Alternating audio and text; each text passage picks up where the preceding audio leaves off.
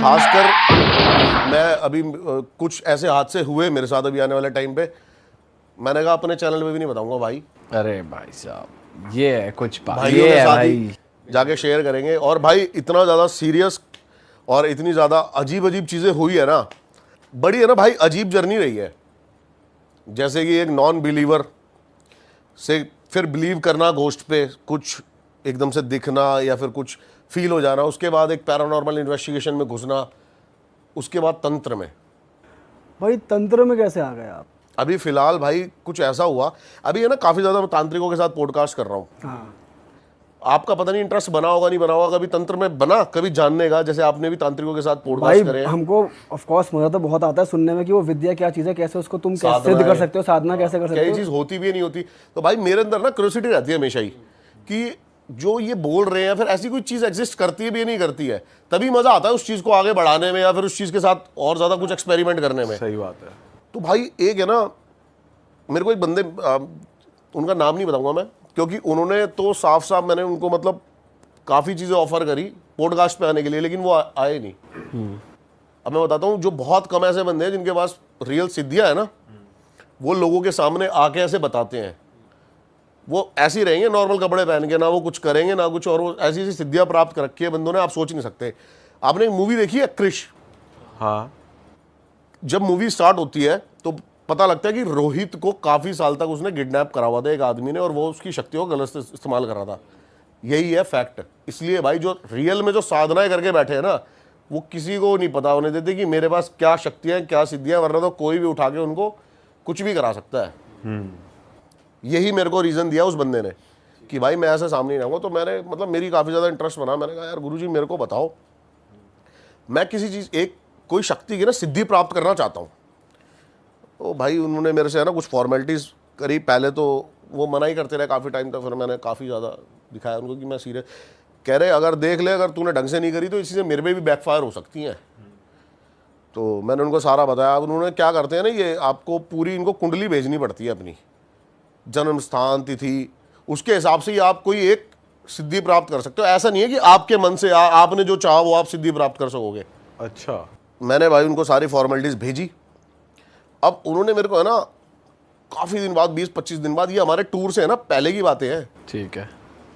अब मैंने काफ़ी ज़्यादा उनको भेजी, तो उन्होंने मेरे को 2 मैसेज करे हुए, मैं आपको ये सारे स्क्रीनशॉट्स दे दूंगा, बस उनका नाम मत चलाना भाई, ठीक है। और उनका यूट्यूब पे चैनल भी था, उन्होंने कभी फेस नहीं दिखाया, सिर्फ सिद्धियाँ ना लिखी हुई आती हैं, और व्यूज़ तो मतलब 200-300 ही आते हैं, कुछ ऐसा वो है नहीं, क्योंकि बंदों को ड्रामा पसंद है, बंदों को ये चीज़ें पसंद है, इसलिए।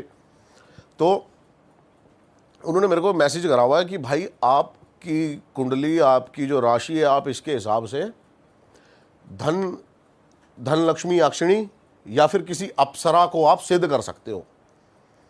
तो भाई मैंने थोड़ा सा इनके बारे में रिसर्च किया कि क्या है क्या नहीं है। अप्सरा तो क्या है, अप्सरा आपको है ना मतलब वो थोड़ा सा अलग डायरेक्शन है, आपकी लाइफ में ना बस कुछ मिलेगा नहीं उससे। अप्सरा का आप ऐसे यूज़ कर सकते हो अपनी लाइफ में, मतलब एक खिलौना है वो सिद्धि के अंदर।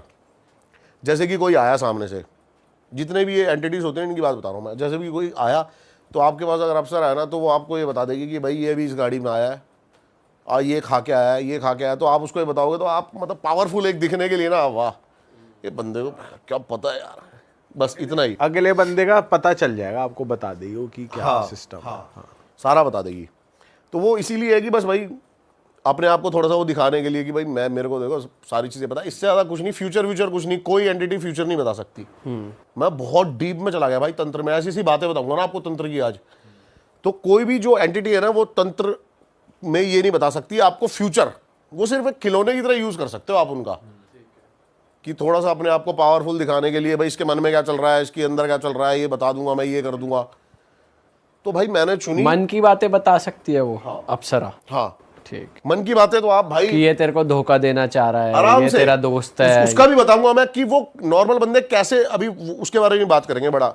तो मैंने भाई चुनी धन लक्ष्मी अक्षिणी, मैंने कहा ये करते हैं। अब क्या है ना, ये एक ऐसी एंटिटी है कि आपकी लाइफ में ना धन नहीं रुकेगा, उसको सिद्ध करने के बाद होगा क्या, ग्रह नक्षत्र ऐसे बनते चले जाएंगे कि आपकी लाइफ में जो पॉसिबिलिटीज है ना पैसे आने की, वो बहुत ज़्यादा बढ़ जाएंगी। अब जैसे कि मैं आपसे मिला, मेरा एक काम चल रहा है कॉर्बेट में, आपने मेरे को बताया यार दीपक वहाँ पे ना तो अपना डीएम है या फिर कोई ये सीएम है, मेरे जानकार है, ये सब मैं तेरी और ये चीज़ें सस्ती करा दूंगा, इसमें डील करा दूंगा ऐसे। तो वो एक संजोग बनते चले जाते हैं, पैसे आते चले मतलब ऐसा कुछ मैजिक नहीं हो जाएगा आपके, ऐसा कुछ नहीं है कि तुम आपके सुबह लिए उठे- चीजें ना, आसान ना, हो ना, जाएंगी। ऐसा कुछ नहीं है कि सुबह उठे तक या के नीचे हाथ हमारे 10,000 आ रहा है भाई चला। ऐसा कुछ नहीं होने वाला है। काम करने जा रहे तो वो बन जाएगा। हाँ, ये काम करोगे तो आप ये होता चला जाएगा। जैसे कि अभी भाई हम ये शूट कर रहे हैं, 10 मिलियन पहुंच जाए, 20 मिलियन पहुंच जाए, वो काम पे डिपेंड है। बनेगा। हाँ। ठीक है। तो मैंने कहा भाई ये करते हैं। तो उसने मेरे को पूरी विधियां बताई और मेरे को बोला कि भाई मैं ना एक माला जप के दूंगा। ये माला जप के देते हैं आपको, वो माला ही है सारी पावर, मंत्र, वाइब्रेशंस, इसके बारे में बात करेंगे, बहुत डीप है।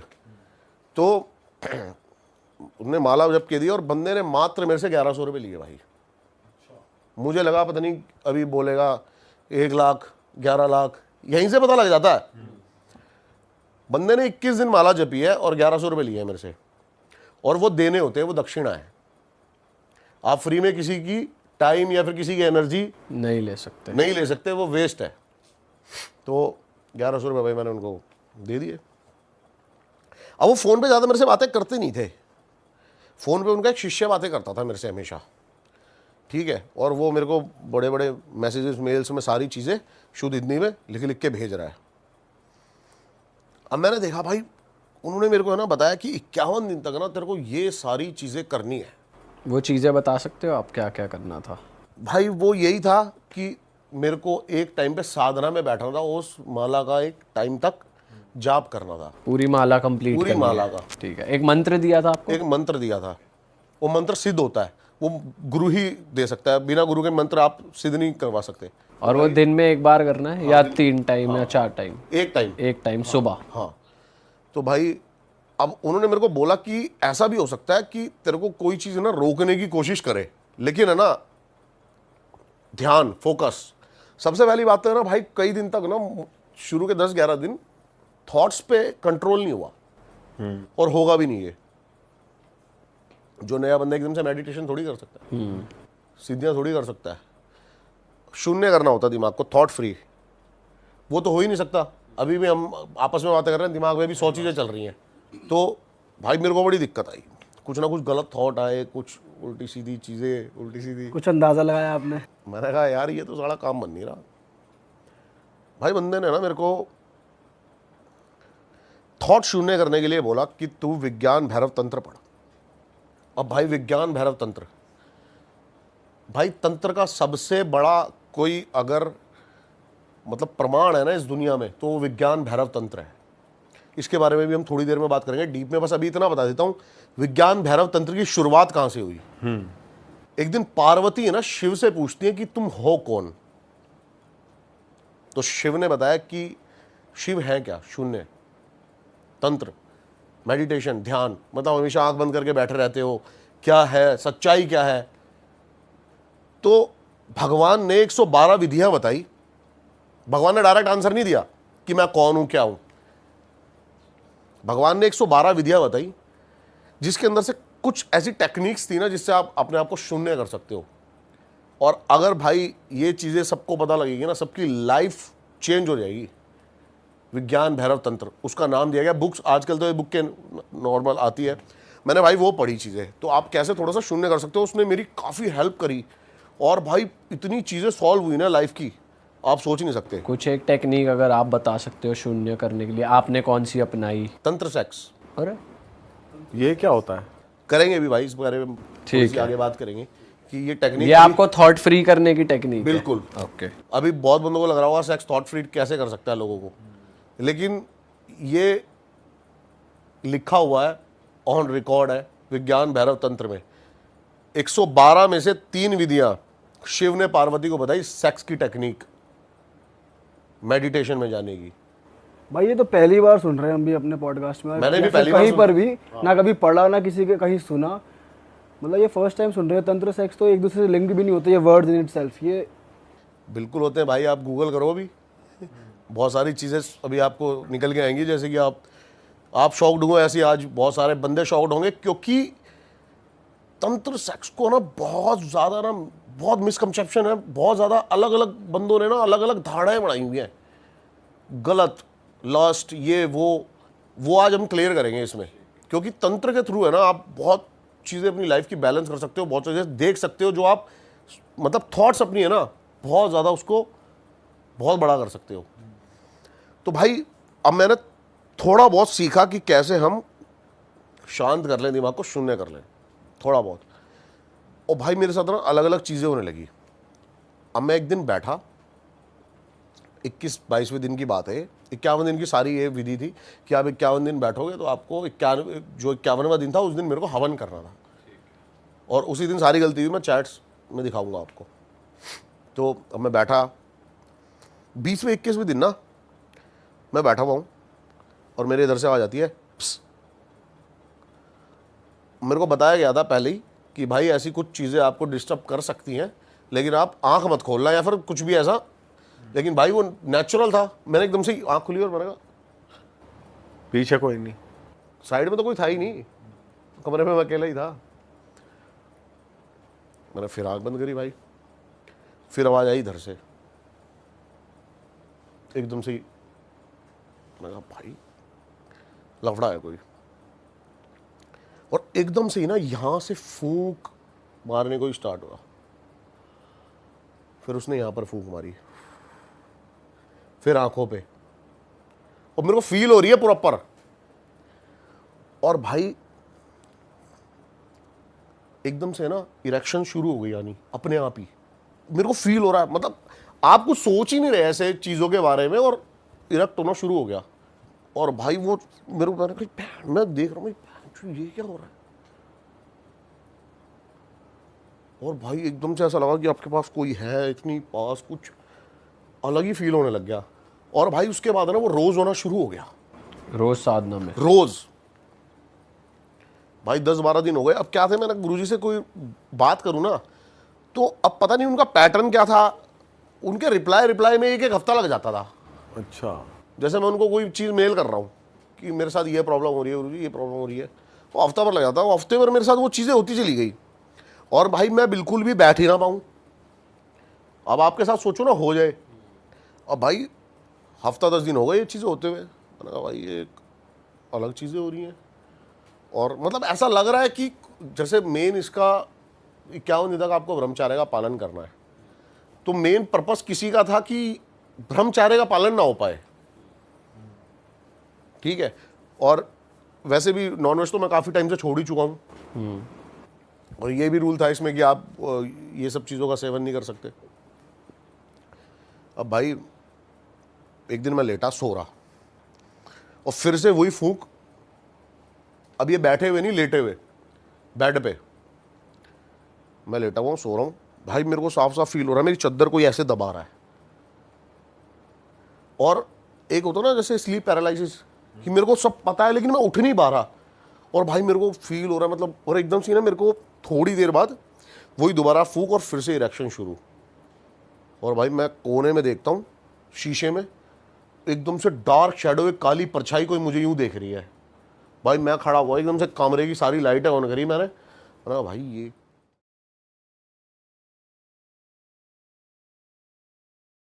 तो ये एक बक्सर डिस्ट्रिक्ट है बिहार में, उसके पास में एक गांव है। उस गांव का नाम है, गांव में एक छोटा पार्ट है उसका नाम है उपाध्याय का टोला। तो उपाध्याय का टोला नाम से तो लग रहा है कि वहाँ पे सभी लोग जो रहते हैं उपाध्याय होते हैं। तो उपाध्याय बेसिकली स्कॉलर ब्राह्मण्स होते हैं। तो ऐसे ही पूरा एक गाँव था। तो वहाँ पे एक पंडित जी रहते थे, उनका नाम था रमाकांत जी। तो रमाकांत जी जो थे उनके 2 बेटे थे। तो उनकी माली हालत ऐसी बहुत ज़्यादा अच्छी नहीं थी, छोटा सा गाँव था। तो उनका एक बेटा आर्मी में चला गया। तो आर्मी में गया, उसकी सैलरी वैलरी आना शुरू हुई धीरे धीरे, तो थोड़ा घर को सपोर्ट करने लगा। तो उनका डिस्कशन हुआ कि यार चलो करते हैं, हम बहुत दिनों से एक छोटे से घर में रहते हैं सभी लोग, झोपड़ी टाइप कच्चा घर था, तो अपन लोग गांव में एक मकान ले लेते हैं। तो उस टाइम पर, अच्छा मेरे पास फ़ोटोज़ भी मैं आपसे शेयर करूँगा, आप वो भी दिखा सकते हैं। हम लोग अब तो चेंज हो गया उसमें बहुत कुछ। तो एक घर था, वो घर पहले वो ब्रिटिश टाइम का घर बना हुआ था, तो उसमें शायद वो उस टाइम अंग्रेज रहा करते होंगे, उसके बाद वो खाली पड़ा हुआ था। तो किसी का मालिकाना हक था उसके ऊपर, वो उनके पास गए, उन्होंने बातचीत की, तो उनकी डील हो गई। तो डील हो गई, तो बोला अब ये घर अपन ले लेंगे। तो बेटे से बोला पेमेंट वेमेंट हुआ, और अच्छा उन्होंने क्या किसी से पूछा ज़्यादा नहीं उस घर के बारे में। घर खाली पड़ा था बहुत टाइम से, तो गांव वाले को भी ऐसा कुछ कोई आइडिया नहीं था कि हाँ खाली पड़ा है, कोई रहता तो है नहीं, तो उन्होंने ले लिया घर। अब उस घर में क्या था, घर के जस्ट बरामदे के अंदर एक बहुत बड़ा पीपल का पेड़ था, तो बिल्कुल घर की खिड़की खुलते हुए वहाँ पे दिखता था। तो घर लिया, सभी को बुलाया, गांव में सभी लोग आते हैं, तो सभी के सभी पंडित। अब वहाँ पर सत्यनारायण भगवान की पूजा हुई, तो बीच में घर में हवन लगा, और सत्यनारायण भगवान की पूजा के लिए पंडित जी आके बैठे और उन्होंने अपने वो श्लोक बोलना शुरू किए। अब जनरली जब भी हम हवन करते हैं आंख बंद करके श्लोक बोलते हैं, तो सभी वहाँ पे पंडित थे, सभी अपनी आंख में मस्त मंत्रमुग्ध हो जाते हैं। वो जैसे किसी को अगर रॉक म्यूजिक पसंद है तो वो जब रॉक म्यूजिक में गया तो आंख बंद करके झूमना शुरू करता है। तो जितने ब्राह्मण लोग सब आंख बंद करके बस अपने मन में श्लोक पढ़े जा रहे थे। अब जो मेन पंडित जो श्लोक पढ़ रहे थे, उन्हीं के साथ साथ एक और आवाज़ पूरे हॉल के अंदर गूंज रही थी, बहुत मीठी आवाज़, मतलब आप ऐसा बोल सकते हो कि देवी आवाज़ होती है ना, कि जो सब झूम जाए आदमी, तो ऐसे बहुत अच्छे तरीके से और बहुत सही प्रोनाउंसिएशन से संस्कृत के अंदर कोई श्लोक बोल रहा है। तो जो पंडित जी थे वो खुद बोलते बोलते रुक गए, उन्होंने चारों तरफ देखा, तो बोल कौन रहा है, मुझसे भी अच्छा बोल रहा है। तो चारों तरफ देखे, सभी अपनी आंखें बंद करके बैठे हुए हैं, उनको लगा हो सकता है कोई बोल रहा होगा, तो उन्होंने फिर अपनी आंख बंद की और अपना पूरा प्रोसेस किया। तो इस तरह से वहाँ पर पूजा कंप्लीट हुई। अब पूजा कंप्लीट होने के बाद ये सब लोग वापस रहने आ गए। तो जो लड़का था आर्मी वाला वो तो वापस चला गया अपनी जॉब पे, इनका दूसरा बेटा था और इनकी वाइफ। अब ये 3 लोग उस घर के अंदर रहते थे। तो ये रहने लगे, ऐसा नॉर्मल चल रहा था सब कुछ, ऐसी कोई दिक्कत नहीं थी। फिर ये लोग लहसुन प्याज खाते थे, जनरली कुछ ब्राह्मण्स होते हैं जो लहसुन प्याज नहीं खाते हैं। तो इनकी जो वाइफ थी वो खाना बना रही थी और वो लहसुन प्याज छील के बैठी हुई थी। उसने चूल्हा जलाया, और वो चूल्हा जलाया माचिस से, चूल्हा जले ही नहीं। उसने फिर चूल्हा जलाया, फिर नहीं जला, तो परेशान हो गई वो, मतलब उसने इवन मिट्टी का तेल डाल के जलाने की कोशिश की, नहीं जला। तो जब थक हार गई तो उसके पीछे से आवाज़ आई कि इस घर में लहसुन प्याज नहीं चलते। उसने बिहारी एक्सेंट में बोला था, वो एक्सेंट तो मैं भूल गया हूँ कैसे बोलते हैं, बट उसने बोला कि इस घर में लहसुन प्याज नहीं बनेगा। तो पीछे घूम के देखा उसने, कौन बोला, तो कोई नहीं था वहाँ पे। उसने फिर चूल्हा जलाने की कोशिश की, तो बोलते सुनाई नहीं देता तेरे को, इस घर में लहसुन प्याज नहीं चलेगा। अब उसको जब दूसरी बार आवाज़ आई ना, तो उसको कुछ समझ में, तो उठी और भाग गई घर से बाहर, और बाहर जाके बैठ गई अपने घर के बाहर, क्योंकि उसके हस्बैंड भी नहीं थे, बेटा भी नहीं था। फिर शाम को उसके हस्बैंड आए, तो उन्होंने उससे पूछा कि तुम बाहर क्यों बैठी हो। तो बोलती कि मैं घर पे खाना बना रही थी और ऐसी ऐसी मुझे आवाज़ आई। तो उसने तो पागल हो गई क्या, ऐसा कुछ नहीं होता, चल अंदर। फिर वो अंदर गए, सब ठीक है, कुछ भी कोई दिक्कत नहीं, सब कुछ नॉर्मल है। तो इस तरह से एक इंसिडेंट उनके साथ ये हुआ, उनको उनकी वाइफ को हुआ, वो घबराई हुई रहती थी। पर उस दिन के बाद से उन्होंने अपने घर में कभी भी लहसुन और प्याज छोड़ दिया, उन्होंने लाना ये सारे फेंक दिए और अपने पति को बोल दिया घर में लहसुन प्याज नहीं आएंगे, ठीक है। फिर इनका जो लड़का था उसकी एज ज़्यादा नहीं थी, 22-23 साल का होगा। तो एक दिन ये रमाकांत जी ऐसे गांव में घूम रहे थे, तो इनको रमाकांत जी उसने बोला कि आपका बेटा तो वहाँ लेटा हुआ है, वो चौबारा वगैरह कुछ बोलते हैं उसको। तो गए वहाँ पर, देखा तो उनका बेटा बिल्कुल नशे में धुत। अब उनके पूरे खानदान में कभी किसी ने शराब नहीं पी और वो शराब पी के लेटा हुआ। और रमाकांत जी का गुस्सा हो गया, उन्होंने उसको उठाया, हरामजादे, पूरे खानदान में आज तक शराब को हाथ नहीं लगा, तो शराब पी के बैठा हुआ है। तो उसने पता नहीं कहाँ दोस्तों के साथ कैसे करे शराब पी ली। अब उसको नशे में पड़ा हुआ था, रमाकांत जी उसे क्या बोले, गुस्सा तो उनको बहुत आ रहा था। तो उसको उठा के घर पे ले आए। अब घर पे लाके उसको लिटा दिया। जैसे वो घर पे आया, लेटा सो गया आराम से, कोई दिक्कत नहीं। तो रमाकांत जी को बहुत गुस्सा आया, उनकी बीवी को बहुत गुस्सा आया और किसी और को भी बहुत गुस्सा आया। अब रात को करीबन 3:45 या 3-3:30 बजे के आसपास, तो उनकी जो मदर थी, वो उनकी वाइफ रमाकांत जी की, वो उठी टॉयलेट करने के लिए। तो जैसे वो घर के जो हॉल था बेसिकली, उसमें खिड़की में पहुंची, तो पहुंचते उनकी बहुत तेज चीख निकली। उस पीपल के पेड़ पर उनका बेटा लटका हुआ था और उसकी जो टहनियाँ होती है ना, उसी से उसका गला घुट कर वो लटका, उसकी लाश लटकी हुई थी। वो तो देखते बेहोश, उसकी आवाज़ सुनते ही रमाकांत जी भागते हुए, रमाकांत जी ने आके देखा, वो भी बहुत तेज चिल्ला है और रोना पीटना मच गया। आसपास के घर वाले आए, पूरे गांव में खबर फैल गई कि इस तरह से रमाकांत जी का लड़का पीपल के पेड़ पे मारा गया है। और अब मारा गया तो किसी को समझ में नहीं आया कि चक्कर क्या चल रहा है भाई साहब। अच्छा, इससे एक पहले एक छोटा सा पॉइंट में मिस कर गया हूँ। ये पूजा वूजा हो गई ना, उसके बाद यहाँ पर एक मंदिर था, ब्रह्म मंदिर बोलते थे उसको। तो वहाँ पर ही रमाकांत जी, इनके पास में एक और उपाध्याय जी रहते थे, उनके साथ गए थे। तो दोनों वहाँ गए, तो वहाँ पर उनको एक साधु मिले। वो साधु को उन्होंने पहले कभी गांव में नहीं देखा था। तो ऐसे जैसे पंडित थे, तो देखा, साधु के पैर वैर छुए, बोले महाराज आशीर्वाद दीजिए। तो महाराज गुस्से में आके बोलते हैं, उनसे बोले कि जब भी जीवन में कोई बड़ा काम करो ना, तो अपने घर के बड़ों से बात ज़रूर करनी चाहिए। और अगर तुम मकान खरीद रहे हो तो उसके बारे में ज़रूर से बात करनी चाहिए, ऐसे आंख बंद करके मकान नहीं खरीदना चाहिए। तो अब रमाकांत जी ने मकान तो खरीदा था, पर उनको कुछ बात समझ में नहीं आई। तो उन्होंने पूछा, महाराज आप क्या कहना चाहते हो, मैं समझ नहीं पा रहा हूँ। तो उन्होंने बोला कि ब्रह्म राक्षस की आत्मा 24 साल से मुक्ति मांग रही है, अब तो तुम्हारा भला बजरंगबली कर सकते हैं। इतना बोल दिया, उसके बाद चुप हो गया। और रमाकांत सोचा नया नया मकान लिया है, ज़्यादा कुछ पूछूंगा दिक्कत हो गई, तो वो चुपचाप अपना उठ के आ गया, उसको बात तो समझ में नहीं आई। लेकिन अब वो आज कनेक्ट कर पा रहे थे, तो पूरे गांव में खबर फैल गई कि भैया इनके घर में ब्रह्म राक्षस है, क्योंकि वो जो उपाध्याय जी थे उनके सामने बात बोली गई थी। तो अब लड़के की डेथ के बाद अब वो कार्यक्रम समझ में नहीं आ रहा, कोई कारण तो दिखे कि क्यों वो लटका है वहाँ पे जाके। तो वो उनको याद आए वही महाराज, वो वापस से उन महाराज को ढूंढने गए। तो वहाँ पे जाके देखा तो वो महाराज वहीं बैठे हुए थे। तो जाते उनके पैरों में पड़ गए, रोने लग गए, महाराज मेरा बेटा चला गया और आपने मुझे आगाह बताया क्यों नहीं। तो उन्होंने बोला कि वो ब्रह्म राक्षस है, उसकी जैसी इच्छा होती है ना वो वैसा करता है, वो बहुत शक्तिशाली है, तुम उसका कुछ नहीं कर सकते। उसको जब गुस्सा आता है ना तो वो अपने जो भी शिकार है उसका, जिसके ऊपर गुस्सा आया है, उसको अपने हिसाब से मृत्यु देता है। तुम्हारे बेटे ने गलती की और उसको गुस्सा आ गया, इसलिए वो गया। तो उसने बोला महाराज मैं क्या करूं, घर छोड़ दूं। तो उन्होंने बोला तुम घर छोड़ दो, कुछ भी छोड़ दो, कोई फर्क नहीं पड़ता, तुमने उस ब्रह्म राक्षस को जगाया है और अब तुम्हें उसको मुक्ति दिलानी होगी। जाओ बजरंगबली का आह्वान करो, अब वही तुमको बचा सकते हैं, बाकी दुनिया की कोई ताकत तुम्हें नहीं बचा सकती। तो उन्होंने बोला महाराज मैं क्या करूं। बोला अनुष्ठान करो, अपने ऊपर भरोसा रखो, भगवान पे भरोसा रखो, अगर भगवान की कृपा रही तो शायद तुम उससे बच पाओ, उसे मुक्ति मिल गई, तुमने अगर उसे मुक्ति दिलवा दी तो वो चला जाएगा, वरना तुम्हें तो कोई नहीं बचा सकता। सर इसकी वैसे पावर, सॉरी मैं काट रहा हूँ बीच में स्टोरी, कि अगर इसकी पावर के बारे में बात करें ब्रह्म राक्षस की, तो आप बता सकते हो थोड़ा क्या कितना पावरफुल होता है ये? बहुत एक्सट्रीम पावरफुल होते हैं, एक्सट्रीम पावरफुल। मतलब अगर आप, जैसा बताया गया है कि 8 से 9 फीट के आसपास की हाइट हो जाती है विजुअल जब आते हैं तो, और इसमें स्टोरी में भी डिस्क्राइब किया गया उनको।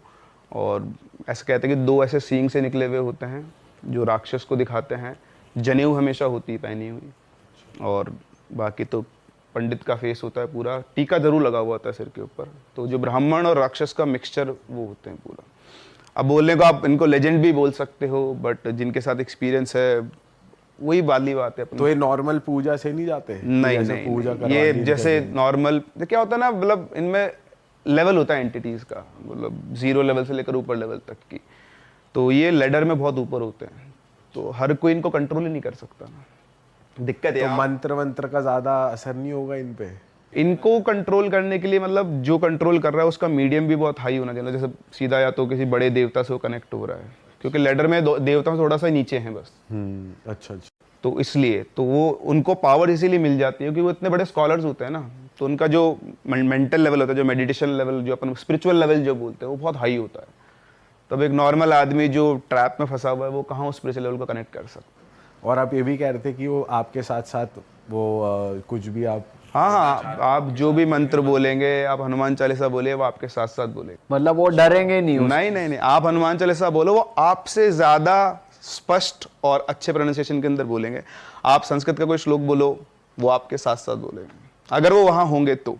बाप रे, तो सर उनसे बचा कैसे जाए? मतलब अगर उनके खुश करके रखो, उनके हिसाब से चलो, तो वो आपको तंग नहीं करेंगे? नहीं, ऐसे नहीं कि वो चलते फिरते आदमी को पकड़ लेते, वो ही is not visible to anyone, वो जहां है वो रह रहा है, और वो आते जाते किसी को परेशान, छोटी मोटी आप गलती हो तो कुछ भी नहीं है, पर उसके एरिया में आके आपने कोई बहुत बड़ी गलती कर दी है, मतलब जिससे वो नाराज हो जाए, देन मतलब जैसे कहते हैं पेड़ पे सुसु कर दिया या ऐसा कुछ गलती कर दी किसी हाँ ने? मतलब ऐसा हो सकता है, जैसे पीपल के पेड़ है, ऐसा पेड़ है, और वो देखो सीधी बात है, आपके घर के बाहर कोई टॉयलेट करके जाएगा, आप क्या करोगे उसका? हाँ, इस केस में ये दारू पी कर आ गया था बच्चा, और प्लस लहसुन प्याज भी घर में था। हाँ, वो उनका नियम था ना, वो जब वो जिंदा थे, जब भी इस दुनिया में थे, उनका नियम था कि मेरे घर में शराब, मांस, लहसुन प्याज नहीं आ सकता है।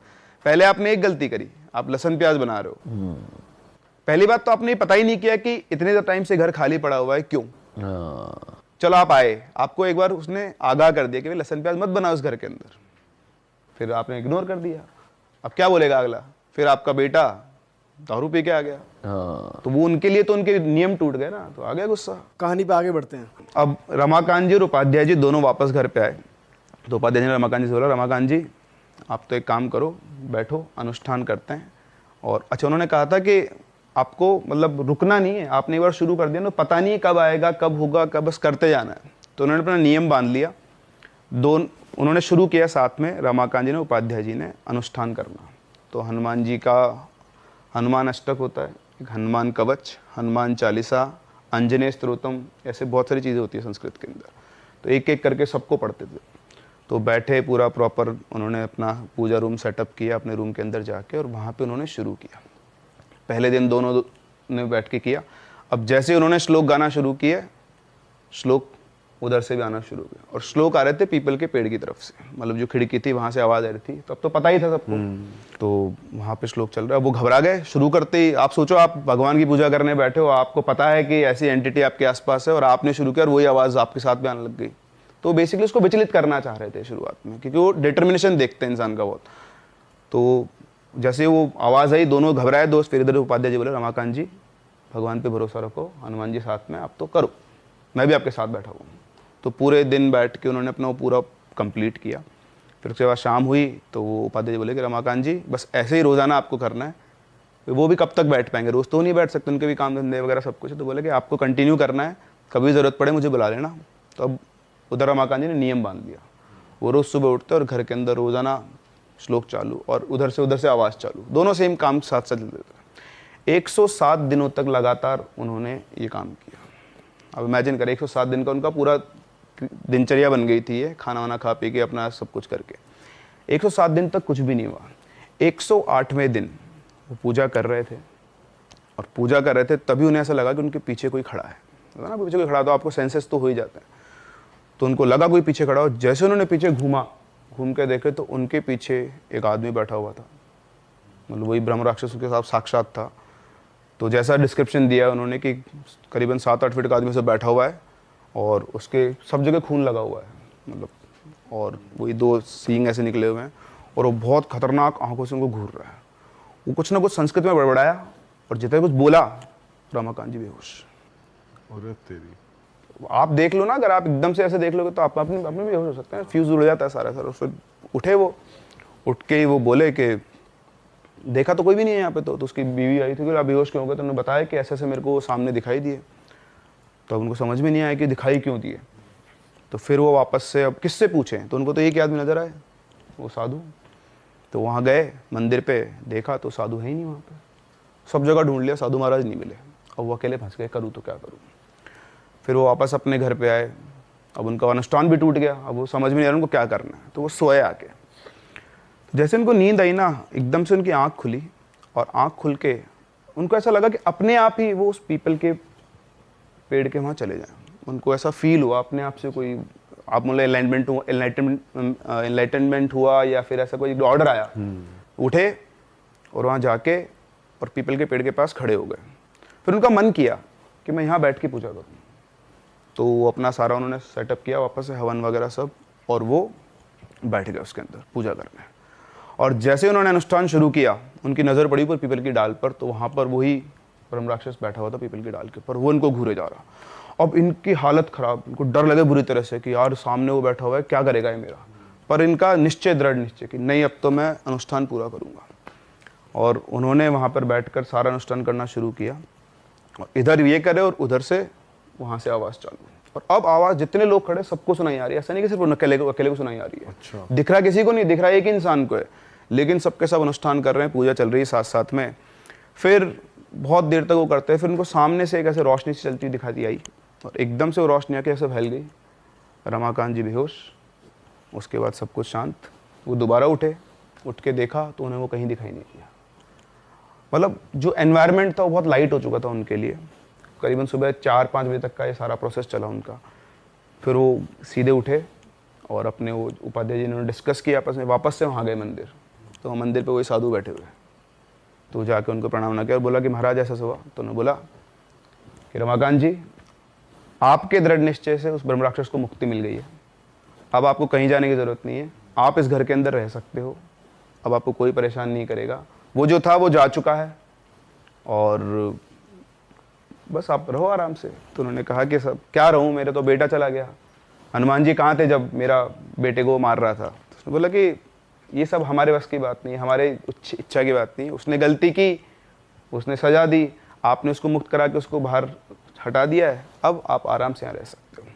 तो कुछ टाइम और रहे वहाँ पर, फिर उसके बाद वो वहाँ से चले गए, बेच दिया उन्होंने वो घर। आज भी वहाँ कई लोग रहते हैं, लेकिन उसके बाद कभी उनको कुछ ऐसा कुछ फील नहीं हुआ। सर आपको ये स्टोरी किसने भेजी थी, मतलब किसने शेयर करी? किसी क्लोज नहीं उनके? नहीं, रमाकांत? नहीं। अच्छा, क्लोज ने तो नहीं, पर उन्होंने प्रूफ्स भेजे हैं, वो जगह भेजी है, और जिन्होंने भेजी है वो दिल्ली से बिलोंग करते हैं। अरे बाप रे। ऐसी और स्टोरीज हैं ब्रह्म राक्षस पे, तो मतलब मेरा अभी थोड़े दिन पहले भी मैंने एक पढ़ा था, पर उसमें वो मुझे ऐसा लगता है कि वो तो थोड़ा अलग वो है मैडम। उसमें क्या था कि बच्चा था, गांव से आया था, और घर वालों पढ़ाई लिखाई में थोड़ा ठीक नहीं था वो, तो माँ बाप भी उसके ऐसे पुराने बहुत पिछले गांव में रहते थे, तो आगे के मैं कुछ सीख के आऊँगा, जा रहा हूँ। तो जाके ऐसे बैठ गया, एक ख़राब सा घर था, कई सालों से बंद पड़ा था, तो बैठा हुआ था। बहुत पुरानी बात बताते हैं इसको। तो वो भी वही ब्राह्मण था, वो बच्चा भी ऐसे बैठा था, तो दो लोग जा रहे थे, दो ऐसे वो भी ब्राह्मण थे, कोई जैसे पंडित वगैरह होते हैं ना, जो शास्त्रीय टाइप वैसे। तो उसने रोक के उनसे पूछा कि मैं कुछ सीखना चाहता हूँ, मतलब मुझे भी आप अपने आश्रम ले चलो। तो उन्होंने बोला कि आश्रम जा क्या करेगा, इसमें चला जा, यहाँ अंदर जा, और तेरे को यहाँ गुरुजी मिलेंगे, तेरे को सब कुछ सिखा देंगे। तो अनभिज्ञ बालक चला गया अंदर। जैसे वो अंदर गया, दोनों बोलते हैं अब सच्चाई सामने आ जाएगी, इस घर में ब्रह्म राक्षस रहता है या फिर नहीं रहता है। तो उसमें फिर वो जाता है अंदर, पूरा घर खाली पड़ा हुआ है, लेकिन ऐसे 3-4 फ्लोर्स होते। तो जब तीसरी फ्लोर पे वो जाता है, वो देखता है कि तीसरी फ्लोर से बिल्कुल जगमग है, बढ़िया साफ़ सफाई हो रखी है वहाँ पर, और वहाँ पर जाकर वो बैठ जाता है। वो बैठा रहता है, पूरा दिन निकल जाता है, उसको कोई दिखता ही नहीं है। पर उसे लग रहा है कि बाकी सब फ्लोर गंदे हैं, लेकिन ये वाला फ्लोर बिल्कुल साफ़ है। तो शाम के टाइम जब होती है, सूरज ढलता है, तब जाके उसे सामने एक गुरुजी दिखाई देते हैं, मतलब अंदर कमरे के अंदर। वो ऐसे ढूंढता है, वापस उठ के देखो तो यार कोई है भी नहीं, मैं फालतू रात हो रही है, निकलो फिर यहाँ से, वरना। तो जाके देखता है तो एक कमरे के अंदर एक बाबा बैठे हुए होते हैं। उनके पास जाता है और उनसे बोलता है कि मुझे ऐसे किसी ने कहा कि आप मुझे शिक्षा दे सकते हो। तो उन्होंने उस बच्चे को देखा और बोला कि तुझे यहाँ भेजे, मतलब तुझे डर नहीं लगता? तो बोलता डर किस बात का, आप गुरुजी हो, मैं आपसे शिक्षा लेने आया हूँ, मैं अपने माँ बाप का नाम ऊँचा करना चाहता हूँ पढ़ लिख कर। तो उन्होंने बोला कि अच्छा चल ठीक है, कल बात करेंगे, अभी तू खाना वाना खा ले। तो उसने बोला खाना कहाँ है? बोले तू बाहर जा, खाना खा ले। तो वो बाहर गया, तो उसके लिए खाना रखा हुआ था, तो उसको समझ नहीं आया खाना वाना कहाँ से आया। तो खैर इसको तो मैं शॉर्ट करता हूँ, बहुत छोटे। तो ऐसे वो अगले दिन गया, अगले दिन उन्होंने फिर उससे पूछा, तो उन्होंने पूछा उससे कि यार बता आप तेरा क्या है। उसने बोला महाराज मैं तो सीख के जाऊँगा आपसे। बोला देख ले, तो दृढ़ निश्चय कर ले, एक बार अगर तू यहाँ रुक गया, तूने अगर ये निश्चय कर लिया कि तुझे मुझसे सीखना है, तो अगले 12 साल तक तू इस घर से बाहर नहीं निकल सकता है। उसने बोला जो हो, मैं तो आपके शरण में आ गया हूँ, आपको जो करना है करो, मैं तो दीक्षा लेने आया हूँ, सीख के ही जाऊँगा। तो उन्होंने उसको टटोल लिया कि बच्चे का मन बिल्कुल साफ है, बिल्कुल भोला है, तड़पाया हुआ है लोगों का। तो उन्होंने बोला चल ठीक है। फिर उन्होंने उसको सिखाना शुरू किया। 12 साल तक उन्होंने सिखाया उसको, मतलब 12 साल में उसको जितने भी वेद थे या सबका ज्ञान दे दिया। फिर जब लास्ट दिन था, तब उन गुरुजी ने उससे बोला कि बेटा अब तेरी शिक्षा पूरी हो गई है, अब तू जा और अपने माँ बाप के पास जा, तेरे को जहाँ जाना है अच्छे कर्म करना, और अब शायद दोबारा तो मैं तुझसे कभी नहीं मिल पाऊँगा। तो लास्ट मोमेंट था। तो उसने बोला कि आप ऐसा क्यों बोल रहे कि आप मुझसे नहीं मिल पाओगे? तो उन्होंने बताया कि मैं एक ब्रह्म राक्षस हूँ, और ये मेरा एक काम अटका हुआ था कि मुझे जो कुछ मुझे आता है, मुझे अपने एक शिष्य को देना था। तू मेरे पास आया, तेरा निश्चय दृढ़ था, तेरा मन साफ था, इसलिए मैंने तुझे सब कुछ सिखा दिया है। अब मुझे मुक्ति मिल गई है, तो ये मेरा आखिरी दिन है, और अब मैंने जो तुझे सिखाया है वो मतलब लोगों के भले काम के लिए करना। और इतना कह के बाबा जी गायब। ये भी सच्ची कहानी है?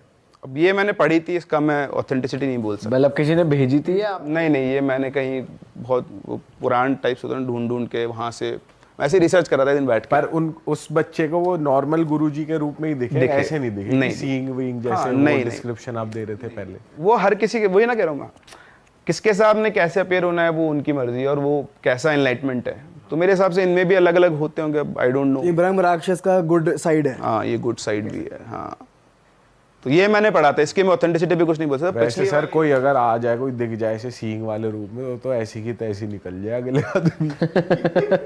मेरे साथ वो बोलते हैं ना बेहोश, इसीलिए हो जाता है। आप अनइमेजिनेबल जब सामने आ गया, अब हो सकता है, वैसे तो आएगा ही नहीं, मैं इसमें तो मैं पक्का हूँ, ऐसे नहीं दिखते आपको। अगर बाय चांस कभी ऐसे आपके आगे हुआ कि भाई तो ऐसे नहीं, आपने अगर देखो पूरी स्टोरी को देखा हो तो मैनिफेस्टेशन बहुत लेट हुआ था, आपको एकदम से कुछ नहीं दिख रहा है, और जिसको दिखा वो बताने के लिए बचा नहीं था क्योंकि उसने गलती की थी।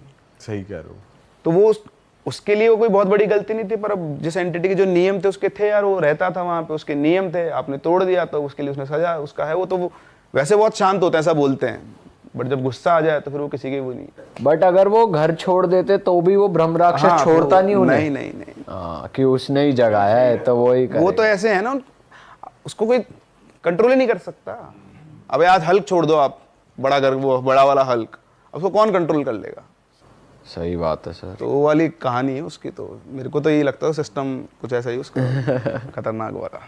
सर मूव ऑन करते हैं नेक्स्ट स्टोरी पे। तो मैं आपको एक तांत्रिक की स्टोरी सुनाता हूँ बहुत बढ़िया। अच्छा, आप तांत्रिक वर्ड आपके सामने जब आता है आपको क्या लगता है? जो ब्लैक मैजिक करते हैं या फिर हटाते हैं। सर हमारे माइंड में तो पिक्चर बनती है शमशान घाट पे वो मुंडी लेके और मंत्र जाप हो रहा है, या फिर डॉल है उसमें वो सुई गड़ रही है। जैसे मान लो बाहर एक तांत्रिक आए, बोले कि मैं थोड़ी देर आपके घर में रुकना चाहता हूँ, बैठना चाहता हूँ, आप उसे आने दोगे? नहीं सर देखो, अगर हमारे आगे आ गए वो, तो हम तो ऐसा कुछ करेंगे कि जैसे एंट्री तो नहीं दे पाएंगे, लेकिन एक ही दान, उनको बुरा भी न लगे, कुछ दान वान में माफी वाफी मांग लेंगे कि तो क्योंकि तांत्रिक की इमेज ही यही होती है। हाँ, क्योंकि हम जब सबसे ज्यादा मूवीज और इन सबसे इंस्पायर्ड होते हैं, हमने जिस भी मूवी जब भी तांत्रिक देखा है तो वैसा ही होता है, जो ओकल्ट होता है बेसिकली, आत्माएं पकड़ना और किसी के ऊपर कुछ करवा देना।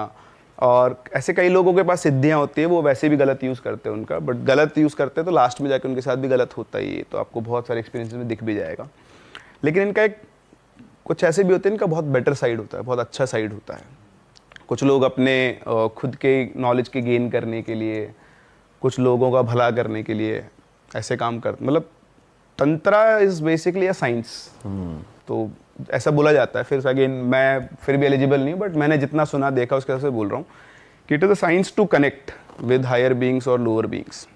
मतलब आपके पास मीडियम, जैसे आज आपको किसी से यूएस में बात करनी था, ऑब्वियसली फ़ोन से करोगे या नेट से करोगे, तो मीडियम में कनेक्ट करने का। तो ऐसे ही तंत्रा इज टूल। आपके पास टूल है, तो तंत्रा क्या होता है? छोटा रास्ता होता है। अब उसके बहुत सारे फॉर्म्स होते हैं, वो तो बड़े गुरुजी ही बताएंगे, तो मैंने जितना सीखा है बेसिकली क्या होता है कि एक सही साइड भी होता है। कुछ लोग जो होते हैं बहुत अच्छे, जो मेरे से अपनी बात भी हुई थी कि कई लोग जो इनको भगाते हैं या ठीक करते हैं लोगों को जिनके साथ कुछ इशू होता है। तो ऐसी एक स्टोरी है। तो यहाँ पर क्या था ना, ये है हिमाचल की, तो आई थिंक शिमला के आसपास की कोई जगह थी। तो वहाँ पे एक व्यवसायी, मतलब छोटा व्यापारी था। व्यापारी कहता हूँ, उनका टेंट वगैरह का काम था। तो टेंट हाउस का पूरा अच्छा खासा काम था। उनके 2 बच्चे थे। एक था बेटा, उसकी एज थी करीबन 3-4 साल के आसपास की एज थी, और एक बेटी थी जो करीबन 9-10 साल के आसपास की रही होगी।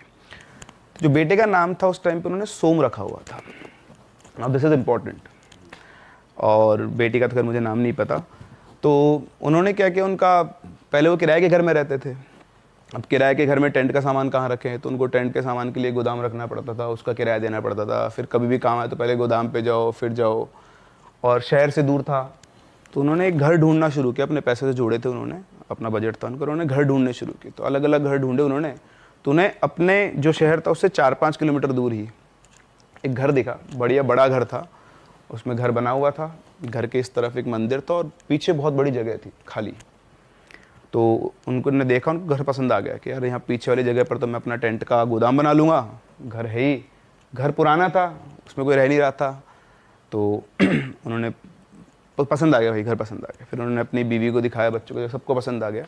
अच्छा, जब इनको पैसे का पता लगा तो जितना बजट ही लेकर चल रहे थे उससे कम बजट में वो घर था। उससे पहले जितने भी घर देखे उनके बजट में थे पर छोटे थे, लेकिन ये घर बड़ा भी था और अपने बजट से कम में भी था।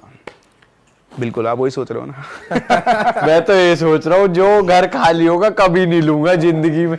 और प्लस जो कम बजट में है और एरिया बड़ा है तो वहां तो बिल्कुल नहीं जाना है। और अगर कोई मजबूरी है यार यही लेना है, मतलब कुछ ऐसा आ रहा है कि भाई नहीं लो भाई, घर ही मत लो। ये सबसे कॉमन पॉइंट होता है। हाँ। भाई कुछ भी चीज खरीदने का लालच सिर्फ पैसा ही होता है। अगर वो कम दिखा रहा है तो समझ जाओ कुछ तो गड़बड़ है। पर यहाँ उसका लॉजिकल रीजन था कम होने का। सो मैं इसलिए कहता कि आप वही सोच रहे हो ना, वो बदलने वाला है अभी। कहानी में ट्विस्ट है। हाँ। सो अब आसपास वाले लोगों से बात की तो आसपास लोगों ने बोला कि ये घर में तो भूत रहता है। बोले यहाँ पहले भी एक फैमिली रही थी, वो कुछ दिनों में खाली करके चली गई, तो अब किससे पता करें। तो उन्होंने ओनर को ही कॉल किया। तो जो ओनर थे वो दिल्ली में रहते थे, उनका मेडिकल स्टोर वगैरह कुछ था यहाँ पर। तो उन्होंने फ़ोन किया कि भाई साहब घर तो मुझे पसंद आ गया है, लेकिन एक तो इसकी कीमत मार्केट से बहुत कम कर रखी है आपने, और दूसरा गांव वाले बोल रहे हैं कि घर तो शापित है, इसमें तो भूत वगैरह रहता है। तो उन्होंने बोला अरे भाई साहब मैं आपको सच्चाई बता देता हूँ, फिर आप देख लेना। तो उन्होंने बोला कि ये घर मेरा नहीं है, मेरे चाचा जी का है। वो तांत्रिक थे और वो इस गांव में लोगों की हेल्प किया करते थे, किसी को कुछ हो गया, छोटा मोटा काम हो गया, पूजा वूजा करवानी है, वो करवा दिया करते थे। तो इस तरह से वो तांत्रिक थे, इसलिए गांव वाले बोलते हैं कि उनका भूत है घर के अंदर। बाकी मैं क्यों इस घर को बेच रहा हूँ, क्योंकि मेरे उनकी कोई संतान तो थी नहीं, मैं इकलौता वारिस था, तो मुझे तो ये घर मिल गया। तो उसने बोला कि अच्छा ठीक है, तो फिर आप यहाँ के क्यों नहीं रहते। बोला भाई साहब मेरा यहाँ पे बड़ा काम है, मेडिकल स्टोर, बहुत बड़ा मेडिकल स्टोर है मेरा, मेरे बीवी बच्चे हैं, बच्चे स्कूल में पढ़ते हैं, मैं पागल हूँ जो दिल्ली छोड़ के वहाँ के रहूँगा गाँव के अंदर, ठीक है। और ये घर वैसे भी मैंने अपने पैसों से खरीदा ही नहीं है, ये तो मेरे चाचा ने दे दिया मुझे, मेरे को तो विरासत तो मिला है, तो मुझे कोई फ़र्क नहीं पड़ता है कितने में बिक रहा है, ठीक है। और दूसरी बात ये आप कह रहे हो कि इसमें कुछ है, तो इसमें मैं खुद रह चुका हूँ 1-1.5 महीना, आया था छुट्टी बनाने में, मुझे तो कभी कुछ नहीं फील हुआ, ठीक है। बाकी गांव वाले जो बोले वो बोल सकते हैं, मैं कुछ नहीं कर सकता उसका। तीसरी चीज़ ये है कि अगर आपको इस कीमत में इतना बड़ा घर मिल जाए तो वो ले लो, ऑफ़र आपके सामने है, लेना है तो लो, वरना कोई दिक्कत नहीं, पड़ा रहेगा, मेरा कोई फ़र्क नहीं पड़ रहा, मुझे बिकेगा तो भी बढ़िया है और नहीं बिकेगा तो और भी बढ़िया है, पड़ा रहेगा। फोर्स नहीं किया, मतलब अपने ऊपर छोड़ दिया, लेना छोड़ दिया ना, बता दिया सच्चाई ये है। अब आप गांव वालों की मान लो, मेरी मान लो या अपनी मान लो, आप डिसाइड कर लो। अब आदमी धर्म संकट में फंस गया, फिर किसके पास जाएगा, बीवी के पास। बीवी के पास पहुंचा, बीवी से पूछा, तो बीवी बोली कि देखो अगर लोग कह रहे हैं तो ऐसा घर लेना तो नहीं चाहिए, लेकिन ऑप्शन भी क्या है, तुमको अपना काम भी करना है, तुम बहुत दिनों से सोच भी रहे हो। तो बेसिकली वो ड्रीम हाउस था उनके लिए। तो उसकी बीवी ने बोला कि एक काम करते, चलते हैं घर में पूजा पाठ करवा लेंगे, रह के देखते हैं। तो उन्होंने बोला ठीक है। अब भाई डील हुई, मकान लिया मकान लेके थोड़ा बहुत उसका रिनोवेशन कराया। अच्छा हाँ, उसने एक और चीज़ कही थी कि आप एक काम करो, आप ले लो घर, वैसे भी पुराना घर है, क्या रहोगे इसमें, इसको तोड़ दो, बढ़िया पूजा पाठ करवाओ और नया घर बना लो। तो अब उन्होंने लिया, पर उनका इतना बजट नहीं था कि तोड़ के दोबारा बना ले, क्योंकि बिजनेस भी तो है, वो भी तो संभालना होता है। तो उन्होंने ले लिया, उसी को रिफर्बिश करवा लिया वापस से, रिनोवेट करवा के। उन्होंने बोला कि बाद में थोड़े टाइम पैसा इकट्ठा हो जाए तो बनवा लेंगे, अभी पूजा पाठ करवाते हैं। तो ठीक है साहब, पूजा पाठ हुआ। अब जैसे ही पूजा पाठ हुआ घर में, तो सब बहुत कुछ लोगों को बुलाया कि अब गाँव वाले तो आए ही नहीं कि भूताघर है, इसमें कौन जाएगा। तो इनके खुद के क्लोज परिवार के 5-6 लोग थे, जो बच्चा है जैसे सोम है, जो उसकी नाना नानी थे, ये सब थे। तो हवन जलाया गया। अब जैसे हवन जलाया गया तो हवन का धुआं तो पूरे घर में फैलता है, लेकिन यहाँ धुआं निकल के गेट से बाहर जा रहा, सिर्फ ना इधर जा रहा ना इधर, सिर्फ एक डायरेक्शन में। अरे तेरी, सिर्फ एक सिंगल डायरेक्शन में। तो सब लोग देख रहे धुआं इधर ही क्यों जा रहा है। तो उनको लगा हवा चल रही है, खिड़की से हवा आ रही है, इसलिए इधर जा रहा है। तो उन्होंने जाकर खिड़कियाँ बंद कर दी कि अब कोई हवा नहीं आएगी, अब पूरे घर में फैलेगा। और वैसे भी अच्छा धुआं होता तो घर में फैलना चाहिए, लेकिन वो धुआं तो भाई साहब गेट के बाहर ही जा रहा। अब सब लोग सोच रहे हो क्या रहा है, पंडित भी जो कर रहे हैं वो भी सोच रहे कि चक्कर चल रहा है। बंद करने के बाद भी उसी तरफ हाँ हाँ, गांव का पंडित तो आया ही नहीं, पंडित भी बाहर से बुलाया गया था, क्योंकि गांव पंडित मना कर दिया, मैं तो नहीं कर रहा। अब वो भी पंडित बहुत चक्का रह गया, उसने भी ध्यान नहीं दिया, छोड़ा तो अपना काम करते हैं। पूजा वूजा हुई, सब सेटल हुआ, फिर उसके बाद ये लोग रहने लग गए। अब एक दिन की बात है, ये जो बच्ची थी इसके, मतलब ये 2 सिस्टर ब्रदर थे, तो ऐसे ही वो बच्चा जो था वो ऊपर छत के ऊपर खेल रहा था और नीचे वो बच्ची अपना काम कर रही थी। तो उसकी मम्मी ने उसको बोला कि जा सोम को बुला ले, नहा लेगा। तो उसने आवाज़ दी, सोम नीचे आ जा नहा ले।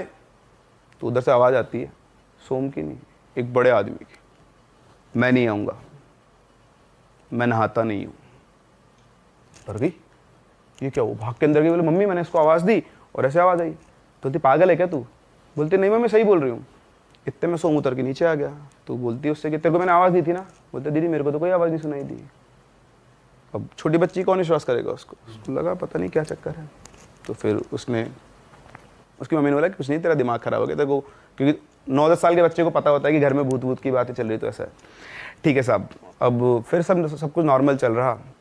फिर ऐसे ही एक दिन वो वापस से बैठे हुए कुछ पढ़ रही थी, तो उसको सामान चाहिए, उसने लगा सोम, तो उसने सोम बोला, उधर से फिर से आदमी कहा हाँ, चुप हो गई बच्ची वापस से। उसने फिर जाकर अपनी मम्मी से बोला, तो उसकी मम्मी बाहर निकली घर से और चारों तरफ देखा, तो अब उसकी मम्मी घूम कर आई और वो बच्ची बुरी तरह घबराई हुई। तो उसकी मम्मी बोली कि बेटा कोई भी तो नहीं है यहाँ पे, कोई रेडियो बज रहा होगा। तो बोलते मम्मी एक काम करो, इस बार आप आवाज़ दो। तो उसकी मैंने आवाज़ दी सोम, उधर से आवाज़ आई हाँ। अब आवाज़ आती उसकी बिल्कुल सन। अब क्या आवाज़ उस लड़की को नहीं आई, उन्हीं को आई सिर्फ। तो लड़की शक्ल देखकर पहचान गई, आई ना आपको आवाज़? बोली हाँ। इतना बोलते हुए उन्होंने बच्चे को गोदी में उठाया, उसको लड़की को लेकर बाहर जाके बैठ गई करके। हस्बैंड आए शाम को, तो उनसे आते उन्होंने सब कुछ बता दिया कैसे घर में आवाज़ आ रही है। तो बोलते तुम लोग ना फालतू में डर रहे हो, ये सब कुछ नहीं होता है, ठीक है, बकवास मत करो। यहाँ आए नए नए, ये गांव वाले हैं ना, ये परेशान कर रहे हैं, तुम चलो घर के अंदर, मैं भी देखता हूँ आज क्या होता है। तो आए, खाना वाना खाया बढ़िया, बोले देखो कुछ भी नहीं है, कोई होता तो आवाज़ आती ना बार बार। तो उन्होंने बोला ठीक है कुछ नहीं है, जाके सो गए। और वो बच्ची को नींद नहीं आए। तो जब सब कुछ शांत हो गया घर के अंदर रात के टाइम पे 10:30-11 बजे के आसपास, उस टाइम तो लोग वहाँ पे तो वैसे ही जल्दी सो जाते हैं, तो उन्हें चेक करने के लिए कि वाकई में कोई है या नहीं, उसने आवाज़ लगाई सोम बहुत धीरे से। तो उसको आवाज़ आई हाँ।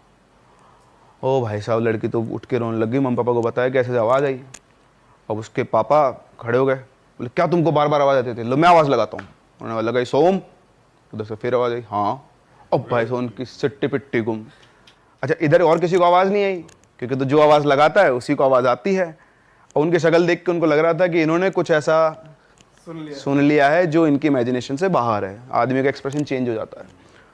लेकिन वो तो निकले, डंडा निकाला बेड के नीचे से और बोले कौन है, मैं देख के आता हूँ बाहर। वो बाहर गए, पूरे घर का चक्कर लगा के आ गए, कोई है ही नहीं। चलो कौन है कौन है, कौन आवाज़ लगा रहा है, क्या मचा रखा है, सब करके आ गए, वापस आ गए। वापस आ गए तो लड़की बोलती कि पापा आपको ही पता है कि आवाज़ घर के अंदर से आई है, बाहर से नहीं आई है। तो बोलते नहीं नहीं, मैं ये सब बातें नहीं मानता हूँ, तुम बेमतलब की बातें कर रहे हो। तो उन्हें बोला ठीक है, आप एक बार और आवाज़ लगाओ। तो उन्हें फिर से आवाज़ लगाई सोम, फिर से आवाज़ आई हाँ। अब भाई साहब विश्वास हो गया उनको, और बोले कि अभी तो कुछ नहीं कर सकते, कल सुबह मैं उन पंडित जी को लेकर आऊँगा। पर उनको खुद को वो मानते ही नहीं थे इन सब चीज़ों में, तो उनको विश्वास ही नहीं होता कि ये सब क्या चल रहा है। फिर उसके बाद अच्छा एक दिमाग उनका ये ख़राब हो रहा कि इस मतलब गाँव वाले सही हैं, अब मेरा तो पैसा डूब गया। आदमी दिमाग सबसे पहले जाता है कि मैं तो सारी ज़िंदगी का पैसा जोड़ा, ये घर लिया और ये तो उसमें दिक्कत है। तो उनको पंडित जी पर भरोसा था, पंडित जी को बुलाया गया। पंडित जी आए, उन्होंने पहले फ़ोन पे सब कुछ बताया था, तो सारी पूजन सामग्री ला के रख दी थी। अच्छा, इस बार हवन, पहले जो हवन था वो गेट के पास में रखा गया था, इस बार थोड़ा और अंदर रखा गया। तो अंदर रखा गया तो इस बार था कि भाई धुआं अब तो पूरे घर में जाएगा। तो उन्होंने पूजा वूजा की और इस बार भी धुआं कहीं नहीं जाए, सीधा गेट के बाहर, उसकी एक ही डायरेक्शन। वो पंडित जी भी घबरा गए। उन्होंने बोला कि जजमान कुछ तो है इस घर के अंदर। तो बोलते पंडित जी आपका दिमाग ख़राब है क्या? क्या है, आप भी इन गाँव वालों की तरह बोल रहे हो? बोल रहे हो मैं गाँव वालों की तरह नहीं बोल रहा हूँ, इस घर में कुछ ना कुछ गड़बड़ है। आप खुद देखो, आपके सामने सब कुछ हो रहा है। मतलब पूजा खत्म होने के बाद उन्होंने समझाया उनको कि इस घर में प्रॉब्लम है। आप देखो धुआं एक ही तरफ क्यों जा रहा है, धुआं तो हर जगह फैलना चाहिए। तो उनको भी लगा, बोले तो आप इसको ठीक करो ना। तो बोले ये मेरे बस की बात नहीं है। एक आदमी है, मतलब एक मैं जानता हूँ, वो पैरानॉर्मल एक्सपर्ट है और वो तांत्रिक भी है, वो आपकी मदद कर सकते हो। तो बोलते नहीं नहीं, मैं ये तांत्रिक वांत्रिक बिलीव नहीं करता, आप अपने गुरुजी को बोलो जिन्होंने आपको सिखाया, वो बड़े गुरुजी जानते थे इनको, तो वो आएंगे, वो ठीक करके जाएंगे। तो बोलता है गुरुजी तो भी बाहर गए हुए हैं, ठीक है, और मैं आपसे कह रहा हूँ ना, मेरी बात मानो, वो आदमी बिल्कुल सही है, वो आपकी मदद कर देगा।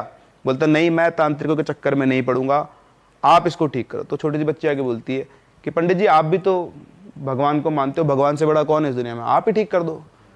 तो पंडित जी बोलते हैं कि बेटा जब तुम्हारे दांत में दर्द होता है तुम हड्डी वाले डॉक्टर को दिखाते हो क्या? तो बोले कि मैं घर का हवन पूजन करवाता हूँ, मैं इन चीज़ों से डील नहीं करता, मैं नहीं कर सकता, ये मेरे बस के बाहर की चीज़ है। मैं सही आदमी को बोल रहा हूँ, सर आप मान जाओ। तो बहुत समझाने के बाद उन्होंने बोला चलो ठीक है, आप ऐसा मत सोचो, आप एक बार उससे मिल लो। आपको लग रहा है नाम तांत्रिक है, बहुत पढ़ा लिखा आदमी है, उसने पूरी रिसर्च की हुई है और साथ में उसने वेद शास्त्र भी सीखे हुए हैं। तो बड़ी मुश्किल से वो तैयार हो मिलने के लिए। अब वो आदमी आके मिला, तो उस आदमी से उनकी बातचीत हुई। तो उस आदमी ने बताया कि उन्होंने बताया कि हमारा ऐसे घर है। तो उसके घर तो उसकी वो आंखें ही हो गई, अच्छा आप उस घर में रह रहे हो? बोलते हाँ। बोले इस घर के बारे में तो मैं मतलब कब से मैं इसी के ऊपर वो कर रहा हूँ रिसर्च।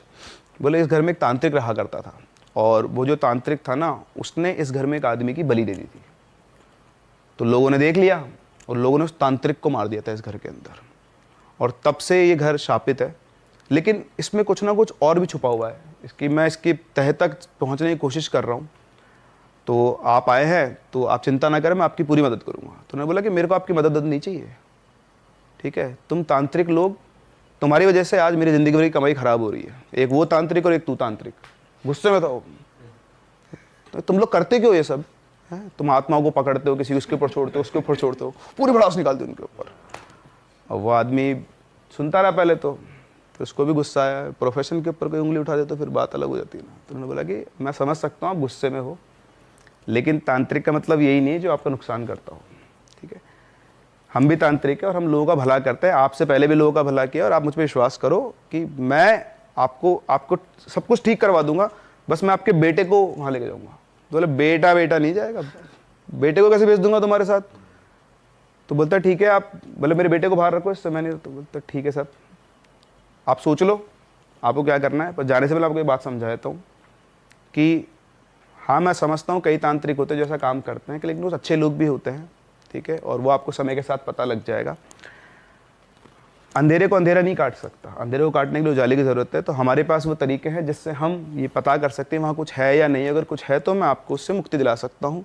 और मैं एक और चीज़ आपको बोलता हूँ कि मुझे खुद उस जगह के बारे की असलियत पता करनी है, तो मैं आपसे कोई पैसा चार्ज नहीं करूँगा।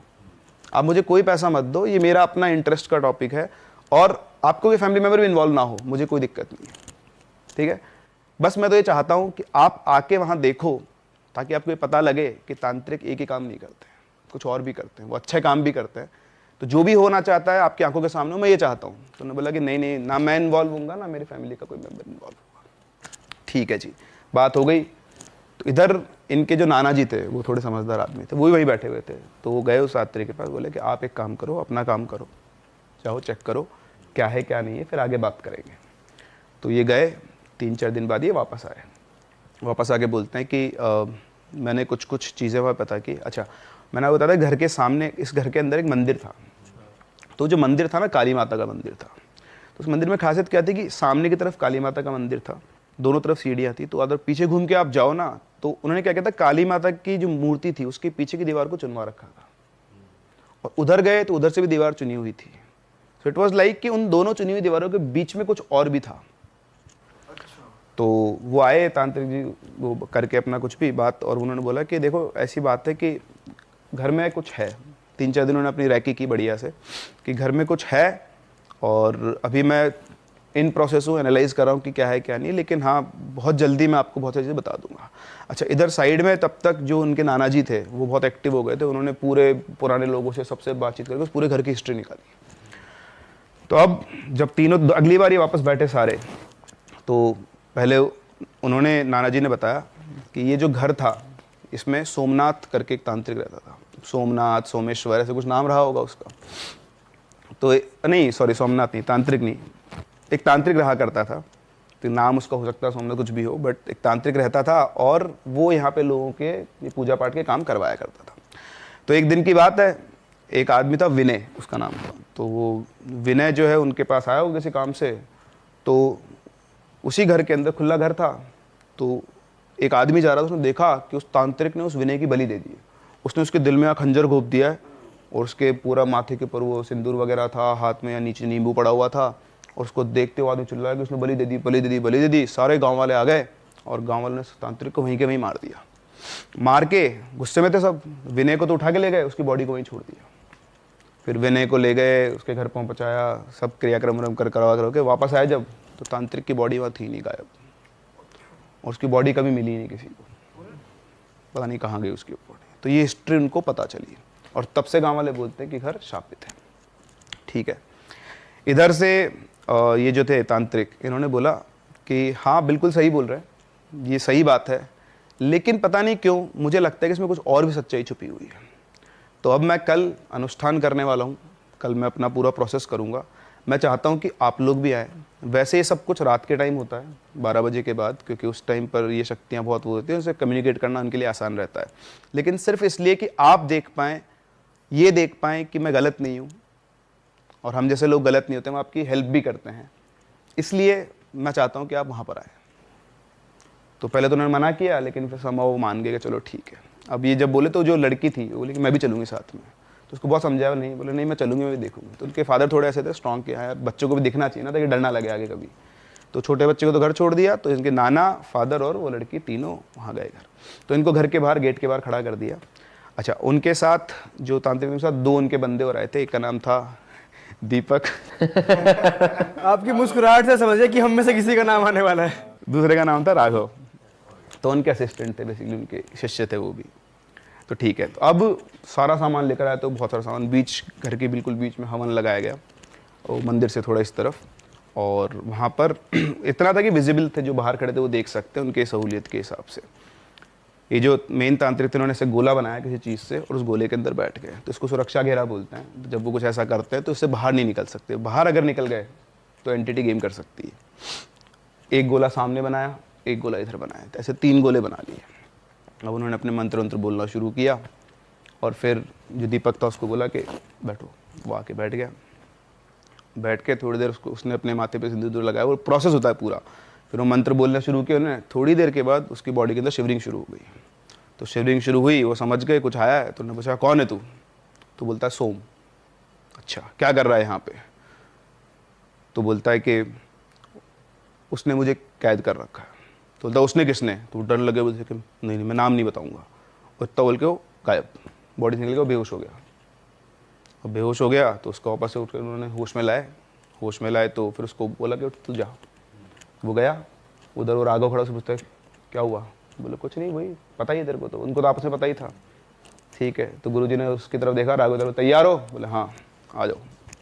वो आया, वही गोले पे बैठा, फिर उसके ऊपर वही मंत्र चालू। थोड़ी देर बाद वो भी शिवर करके और वापस से पूछा कौन है तू? बोलता है सोम।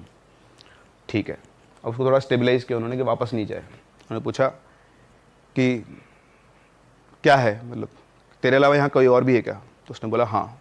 बोले कहाँ पर है? तो सामने देखो, ऐसे घबरा लग गए बुरी तरह से। बोलते तो घबरा मत, मैं यहाँ पर हूँ, तो मुझे बता वो तांत्रिक की आत्मा यहीं पे है क्या? तो बोलता है हाँ। तो इतना बोल के गायब। तो वो भी बेहोश हो गया। फिर अच्छा, ये सब वो सामने से वो लोग देख ही रहे थे। फिर उसने थोड़ा देर बैठे रहे वो लोग आपस में, उन्होंने अपने को दिमाग में लगाया। फिर उन्होंने दोनों को एक साथ बुलाया कि दोनों आ जाओ अब यहाँ पर। तो इधर दीपक और इधर राघव, दोनों को बिठाया, और फिर उन्होंने वापस से अपने मंत्र बोलना शुरू किए। और जैसे थोड़ी देर उन्होंने बोले तो इधर तो जो था राघव, वो तो ऐसा शिवर हुआ। थोड़ी देर में उसके अंदर वो आ गया सोमनाथ। अच्छा, ये सब करने से पहले, ये आने से पहले उन्होंने हाथ जोड़ के बोला कि महाराज मैं आपसे विनती करता हूँ कि आप सामने आओ, मैं आपसे बात करना चाहता हूँ, मैं आपको कोई नुकसान नहीं पहुँचाऊँगा, एक बार आप बस प्रकट हो जाए, मुझे आपसे कुछ बात करनी है। तो इस तरह से करी 1-1.5 घंटा चलता रहा ये सारा प्रोसेस, वो बहुत देर तक। तो सोम आए बार बार, वही चला जाए, वो आए, वो उसका नहीं, उसको चाहिए था वो तांत्रिक आए। शाम इन्होंने शुरू किया था 3 बजे के आसपास, शाम के करीबन 6 के आसपास बज चुके थे, अंधेरा होने वाला था। 6 बजे के आसपास जाकर एकदम से उसकी बॉडी के अंदर बहुत तेज मूवमेंट हुए, बहुत फियर्स मूवमेंट हुए, और वो बहुत तेज हिलने लग गए इधर से, जैसे उनको लगा। और उनके यहाँ से इनके मंत्र उच्चारण बहुत तेज हो गए, और इनके से मंत्र उच्चारण तेज हुए, वहाँ से उसकी बॉडी बहुत तेज शुरू हुई। फिर उसने आंख बंद की और ऐसे जो हवन सामग्री थी ना, यूं उठा के सारा अलग अलग तरीके से वो डालने लग गए, जैसे एक तांत्रिक डालते हैं। और डालने के बाद वैसे दोनों पैर ऐसे फोल्ड करके और बैठ गए। बोले बोल क्या जानना चाहता है? तो जानते हुए आते ही आवाज़ आती ससुल, तो उठ गया सीधा, साक्षात दंडवत प्रणाम किया। बोले प्रभु आपके दर्शन हो गए, मैं धन्य हो गया। ये तो मुझे पता है कि यहाँ जो भी कहानी चल रही है वो सत्य नहीं है, अब आप ही मुझे बताओ कि सत्य क्या है। तो उन्होंने उधर उसकी तरफ देखा, राघव की तरफ, बोल क्या हुआ था उस दिन? तो इधर से उसने बोलना शुरू किया कि मेरा नाम सोमनाथ है, मैं उस गांव में अनुराधा नाम की एक लड़की थी, मैं उससे प्यार करता था, तो वो भी मुझसे प्यार करती थी, और ऐसे चलता रहा हमारा रिलेशन। फिर थोड़े दिनों के बाद वो मुझसे कटना शुरू हो गई, मतलब मुझसे दूर जाने लग गई। तो मुझे पता लगा कि उसके घर वालों ने उसकी शादी कहीं और तय कर दी है। मैं ये झेल ही नहीं सकता था कि उसकी शादी कहीं और हो जाए, तो मैंने नदी के अंदर कूद के अपनी जान दे दी। फिर उसके बाद तो ये सबको पता था गाँव में कि उसकी डेथ हुई थी। तो वो उसके नाना जी जो थे ना, उनको पता थी स्टोरी, मतलब पता था कि ऐसे एक लड़के ने जान दी थी, वो लड़का ये है। फिर एक दिन अनुराधा जो थी नदी के किनारे से निकल रही थी, तब मैंने उसकी बॉडी को पजेस कर लिया, मैं उसकी बॉडी के अंदर आ गया। और अंदर आके मेरा एक ही काम था, विनय को मारना, क्योंकि उसी ने मेरी अनुराधा को मुझसे अलग किया था। तो इस तरह से वो अनुराधा के अंदर आ गया। वो विनय को पता लगा, जब उससे इंटरेक्ट किया तो पता लगा कि तो वो है। तो विनय उन तांत्रिक को जानता था। तो विनय तांत्रिक के पास आया, उनसे बोला कि आप ऐसे ऐसे मेरी होने वाली बीवी है और उसके अंदर ये आ गया है, तो आप इसको मुक्त करवाओ। तो वो हेल्प करते ही थे। उन्होंने बोला ठीक है तुम ले आना। तो लेकर आए, उन्होंने ऐसे अनुष्ठान किया था, तो उन्होंने वही सुरक्षा घेरा बनाया था। सेम प्रोसेस जैसे ये कर रहे थे, सेम वही प्रोसेस वो करते थे। तो हुआ क्या कि जब वो सब कर रहे थे तो विनय इधर बैठा हुआ था गोले में, इधर अनुराधा बैठी हुई थी इसके अंदर, उसकी बॉडी के अंदर वो सोमनाथ था और इधर तांत्रिक थे। तो जब सब कुछ चल रहा था तो उसकी वो जो स्पिरिट थी इतनी फियर्स हो गई, उसने विनय को बुढ़ते डरा दिया, मार दूंगी तेरे को। तो वहाँ एक चाकू पड़ा था उससे, घोरे घेरे के अंदर बैठ के मार दूंगी तेरे को, ये है वो है। तो डर के मारे क्या वो घेरे से बाहर निकल गया। और वो जैसे ही घेरे से बाहर निकला, उसने आओ देखना चाकू उठा के सीधा उसके दिल में घोप दिया, और घोपते ही वो तो नीचे और भाग गई। क्योंकि अनुराधा थी नहीं उसके अंदर, तो कोई और था। अब तांत्रिक के सामने सब कुछ हो गया, वो भाग के उठा और उठ के उसको देखने लगा कि इसमें है न, तो मर तो हो चुका था, पर फिर तांत्रिक बोला था मैं इसकी कुछ ना कुछ मदद कर दूंगा। अब उस टाइम अनुष्ठान चल रहा था, सारे वो लगे हुए थे तांत्रिक के ऊपर, और जैसे उसने चाकू को हाथ लगाया सामने से लोगों ने देख लिया और उसको लगा कि इसने बलि दे दी। बोले उस आदमी का देखना हुआ और देखते उसको यही लगा, तो सारा गांव आ गया, मेरी बात तक नहीं सुनी और मुझे मार दिया। लेकिन मैंने मरने के बाद मैंने इस सोम की आत्मा को पकड़ लिया, और इस मतलब बेसिकली जब गांव वो आदमी चिल्ला था वो भागा ना और लोग आए वापस, उस टाइम के उस बीच में उसने प्रोसेस किया है। वो समझ गया था कि मेरा मरना तय है। उसने फटाफट 4 पत्थर उठाए, उनमें हनुमान जी को स्थापित किया, घर के 3 कोनों में लगाए, और चौथे कोने में लगाने वाले थे तब गाँव वाले आ गए। और वो इसलिए लगाए थे क्योंकि जो सोमनाथ था उसकी जो स्पिरिट थी उसको उन्होंने ट्रैप कर लिया था। अब वो इस घर से बाहर नहीं जा सकती थी, और चौथा पत्थर रखने वाले थे तब तक तो सब गेम हो गया, वरना उसके बाद तो वो फ्री हो जाता वो। लेकिन चौथा पत्थर नहीं रख पाया, गाँव वालों ने मार दिया। तो इसीलिए मैं यहाँ रुका हुआ हूँ कि अगर मैं नहीं रुका ना यहाँ तो ये भाग जाएगा, और अगर ये भाग गया तो अभी अनुराधा को मार देगा, क्योंकि ये उसको अपने साथ ले जाना चाहता है, प्यार करता था उससे। तो इसलिए मैं यहाँ पर हूँ। तो उसने बोला कि ठीक है अब क्या कर सकते हैं इसका। तो बोला बस कुछ नहीं है। तो उधर वो नाना जी जो खड़े थे वो सारी कहानी सुन रहे थे। तो उन्होंने बोला कि जिस अनुराधा की आप बात कर रहे हो उसकी मृत्यु 3 साल पहले हो चुकी है। इतना सुनते जो राघव मुंडी से घूम के उधर पीछे देखता उनकी तरफ, और वापस इधर देखता है। तो ये बात सुन के वो जो तांत्रिक थे बोलते कि तो फिर तो अब कुछ बचा ही नहीं है, मेरा काम हो चुका है, इसका जो था जिसको ये माना था तो पहले जा चुकी है, तो इसके पास अब जीवन में कुछ लक्ष्य बचता है, इसकी जो भी है उसमें बचता नहीं है, और अब मेरी भी मुक्ति है। तो बालक तूने ये सारा काम किया, मेरी सच्चाई सामने लाई, तो तुझे आशीर्वाद है, तू हमेशा बढ़िया रहे, आयुष्मान भव। और मैं यहाँ से जा रहा हूँ और ये आत्मा तेरे हवाले, तेरे को उसका जो करना है कर देना। इतना बोल के गायब। अच्छा इस बार गए तो बेहोश भी नहीं हुआ। अच्छा एक और चीज़ बताता हूँ बहुत इंटरेस्टिंग है। जब वो आए थे ना उसकी बॉडी में, तो उसकी बॉडी में बहुत भयंकर मूवमेंट्स हो रहे थे, तो पूरी तरह दर्द के मारे चिल्ला रहा था। तो जब वो सामग्री डाली थी ना तो वो बोल रहे थे उससे कि कुछ मांग रहे थे कुछ चीज़, तो ये दे मेरे को। तो मना कर रहे थे कि नहीं दूंगा। बोले दे मैं इसकी पीड़ा को कम कर सकता हूँ, मतलब जिसकी बॉडी में वो आ रहे थे। तो उसको लगा था कि मार देंगे इसको, तो बोले नहीं दूंगा। बोले चाकू मांग रहे थे, हाँ। बोले दे मैं इसकी पीड़ा को कम कर सकता हूँ। तो फिर जैसे दिया उन्होंने कुछ किया, चाकू से हल्का सा कुछ बनाया और फिर वो शांत हुए वहाँ से, मतलब उसकी जो बॉडी में थे। तो बहुत फियर्स बहुत ज़्यादा वो था ना, पोटेंशियल बहुत ज़्यादा था उसका। तो फिर वो निकल गए, फिर अब उसकी तरफ देख रहे। तो उन्होंने बोला कि इसका भी क्या करना है। वो जाते थे भी बोल गए कि इसका तो कुछ है नहीं, तुम करोगे क्या, इसको भी मुक्ति दिलाई दो। तो फिर उसके बाद वो जो सोमनाथ की थी उसका कुछ पिंडदान विंडदान किया गया, उसकी स्पिरिट को भी फ्री करवाया गया। फिर उसके बाद उस घर में कभी कुछ नहीं हुआ। ये लोग कुछ टाइम तक वहाँ पर रहे, मतलब अच्छा खासा टाइम तक, ड्यूरेशन तक रहे। फिर उसके बाद वहाँ से शिफ्ट कर गए और आज भी लोग उस घर में रहते हैं, जैसे इन्होंने मेरे को बताया। तो इस तरह से मतलब उन्होंने भेजी है ये आपको, ये उन्होंने बताई है ये? हाँ हाँ हाँ हाँ हाँ। ये अब वो बड़े हो चुके हैं। जब ये जो बच्चा था ना, ये 3 साल का था जो, उसको बाद में जाके उसकी दीदी ने, जब उनकी शादी हो गई सब कुछ, तब उन्होंने इसको ये सच्चाई बताई, सारी स्टोरी। उस बच्चे का नाम भी फिर चेंज कर दिया गया। अच्छा सोम से कुछ और कर दिया। सच में?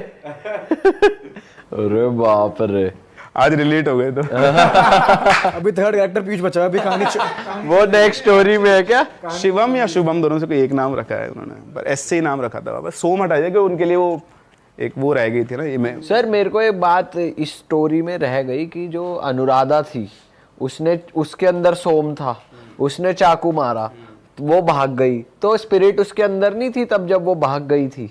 वो तो पकड़ लेते हैं ना, वो तो रिकॉल करना होता है इतने तो। अच्छा, जहां भी थी वो वहां से खींच ली थी। अच्छा यार अब उसको दिख गया ना मैं जाने वाला हूँ और किसकी वजह से जाने वाला हूँ, तो उसको कैसे छोड़ दूंगा मैं? और उसको छोड़ दिया तो अभी तो अनुराधा को ही मार देगी। उसका पर्पस अनुराधा को ही बचाना था भाई। एक उसका टारगेट पहले, क्योंकि वो अगर अनुराधा को पहले मार देता तो फिर उसको नहीं मार सकता था। तो उसका पहला टारगेट क्या था? विनय, जिसकी वजह से वो खुद मरा।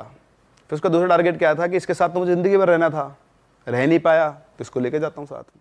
अरे वाह, आपने ये वीडियो यहाँ तक देख ली भाई, तुमने हमारी मेहनत सफल कर दिया। तुम ही लोग हो असली रियल हिट।